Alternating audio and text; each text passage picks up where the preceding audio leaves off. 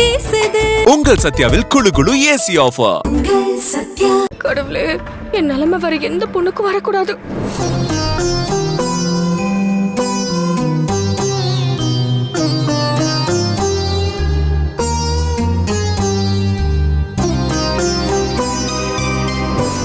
வைத்தியர் கூடையில சின்னையா போராடிக்கிட்டு இருந்தப்ப நான் அவரோட சேர்ந்து இருந்தேன்.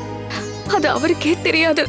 அவரு சுயநினைவு இல்லாம இருக்கும்போது எல்லாம் நடந்து முடிஞ்சிருச்சு. இப்ப சொன்னாது அவருக்கு புரியுமா? நான் சொல்றதை ஏத்துக்குவாரா? இப்ப சொன்னா கண்டிப்பா திட்டுவாரு. ஒருவேளை என் பேச்சு அவரை நம்பலனா அதை நிரூபிக்கிறதுக்கு என்கிட்ட ஆதாரம் எதுவும் இல்லையே. என்ன சொல்லி அவரை நம்ப வைக்கிறது? ஐயோ, இத வேற நாம யோசிக்கவே இல்லையே. அம்மா தாயே கனகதுர்கா, நீதான் எனக்கு ஒரு நல்ல வழியை காட்டணும். இங்க பாரு, இதுக்கப்புறம் என்ன டென்ஷன் பண்ற மாதிரி ஏதாவது பேசுன அவ்வளவுதான்.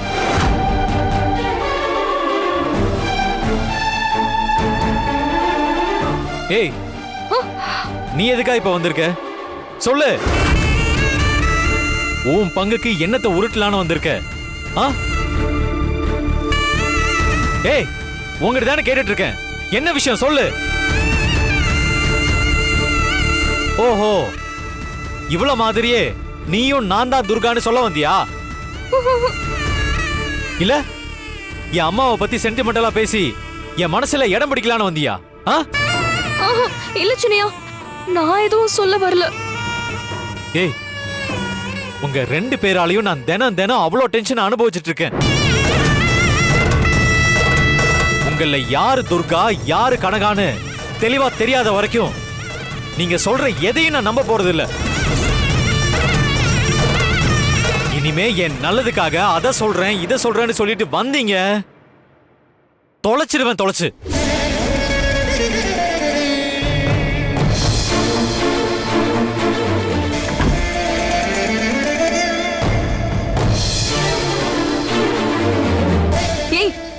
குளு குளுன்னு காத்து வீசுது. உங்கள் சத்யாவில் குளு குளு ஏசி ஆஃபர்.